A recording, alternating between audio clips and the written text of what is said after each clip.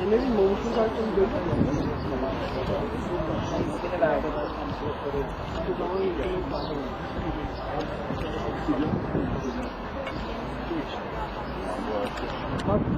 Aslında cevap gelmiyor.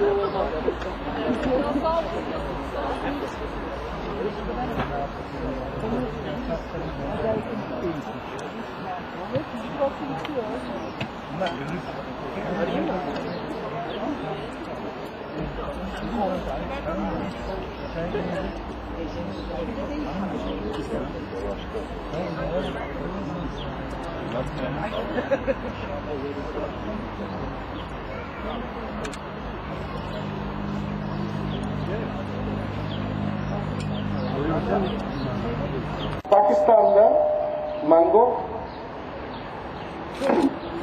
meyvelerin kral diyoruz. Bu kral meyvenin en az 100 çeşitler var. Siz en çok iyi çeşitleri tanıyacaksınız. Dışarı çofa ve siniri. Her çeşit çok özel bir tadı, çok özel bir koku. Mango sadece